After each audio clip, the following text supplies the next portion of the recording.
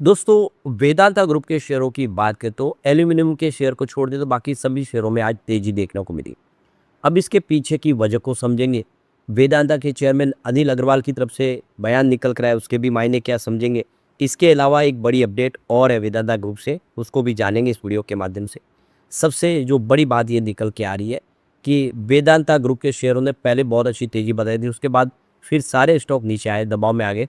अब लोगों को ये समझ में नहीं आ रहा है कि यहाँ से तेजी बनेगी या गिरावट और बाकी है, क्योंकि काफ़ी लोग हैं जिन्होंने पहले वेदांता के शेयर खरीदे थे और डी मर्जर के बाद उनको हर एक कंपनी में हिस्सेदारी मिली, 5 कंपनी में हिस्सेदारी मिल गई है, अभी उनके पास शेयर है। तो आगे की क्या रणनीति बनेगी उनको भी वो समझने की कोशिश वो कर रहे हैं। अब यहाँ पे चेयरमैन की तरफ से जो खुलासा है उसको अच्छे से समझें, जिससे आपको भी क्लैरिटी मिल जाएगी और आने वाले इसमें वेदांता लिमिटेड फिर से एक बार डी मर्जर की तरफ आगे बढ़ रहा है, जहाँ पे आपको फ्री शेयर मिलने की उम्मीद जगी है।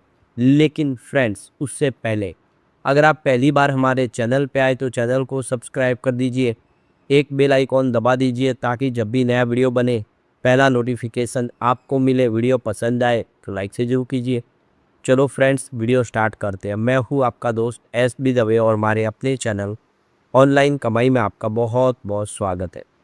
सबसे पहले वेदांता लिमिटेड के कारोबार की बात करें तो 269 पर आप देख सकते हो कि क्लोजिंग देखने को मिली 0.86% की तेजी के साथ। तो यहाँ पे आप देख सकते हो कि शुरुआत पॉजिटिव हुई 268 पर। इंट्राडे में भी आप देखें तो जो लेवल बना वो कल के तक ही था, उसके नीचे नहीं गया और स्टॉक इंट्राडे में 70 तक पहुंचा, यानी 270 का इसने हाई बनाया।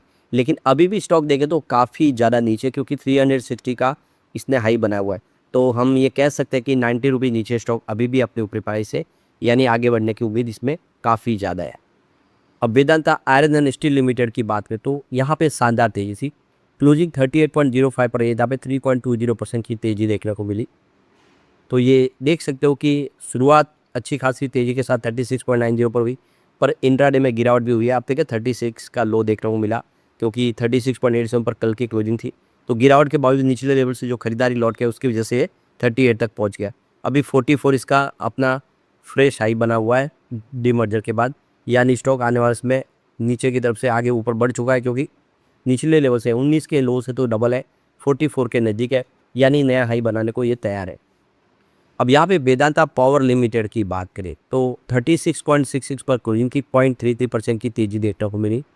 तो शुरुआत कमजोरी के साथ हुई थी और आप देख सकते हो कि इसके बाद 36.08 का लो भी बना, हाई 36.9 का, ये दोनों तरफ का माहौल बनते हुए दिखाई दिया। अभी फिलहाल स्टॉक अपने निचले लेवल की तरफ है, क्योंकि 49 का हाई बना हुआ स्टॉक अभी भी फिलहाल दबाव में है। अब यहाँ पे देखें तो वॉल्यूम में थोड़ा ठहराव सा आ गया है।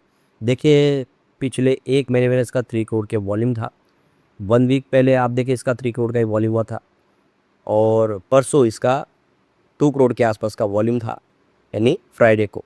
लेकिन आज 1 करोड़ का वॉल्यूम हो, यानी वॉल्यूम आपको थोड़ा सा कम होता हुआ दिखाई देगा। इसका मतलब जो बड़े फंड हाउस है फिलहाल वो वेट एंड वॉच कर रहे हैं, इसमें बड़े फंड हाउस की तरफ से कोई एक्टिविटी इस समय देखने को नहीं मिल रही है।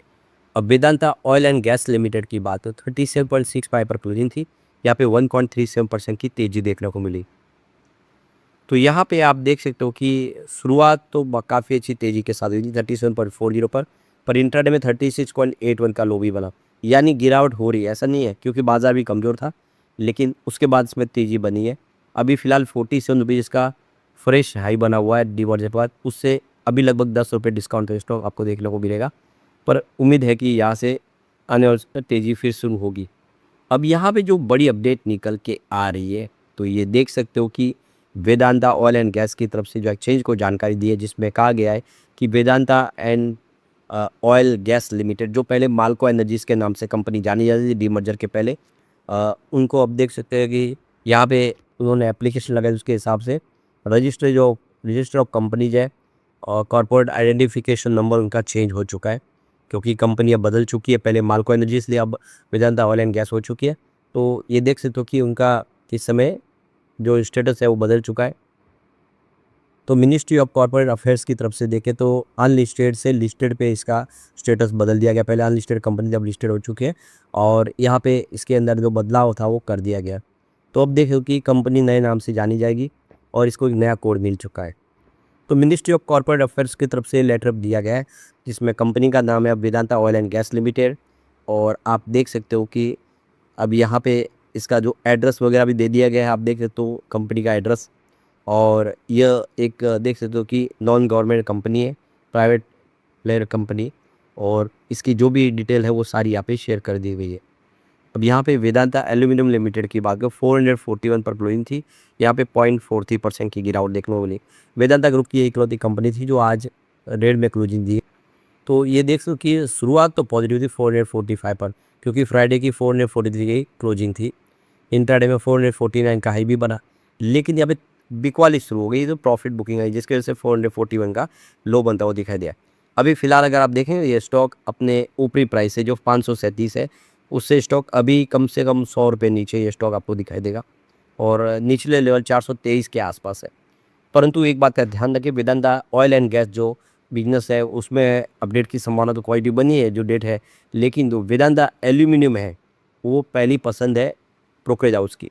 सभी brokerage house Vedanta aluminium limited को लेकर काफ़ी बुलिश है, और उनका कहना है कि इस बिजनेस में बहुत ज़्यादा ग्रोथ की संभावना है।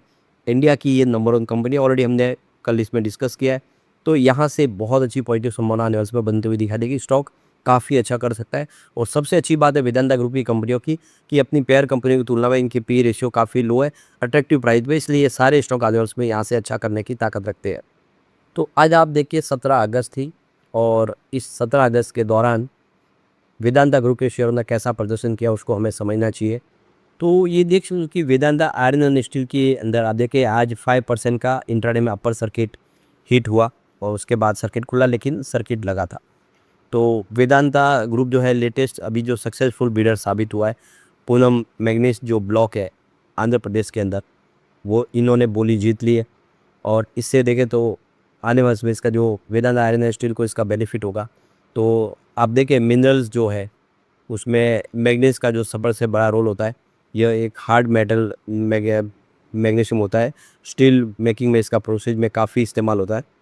तो कंपनी की तरफ से जो जानकारी दी गई जिसमें कहा गया है कि वो पूनम मैग्नीज ब्लॉक के सक्सेसफुल बिडर साबित हुआ आंध्र प्रदेश के अंदर, और आप देखिए उनको 13 अगस्त 2026 को वेदांता को लेटर प्राप्त हो चुका है।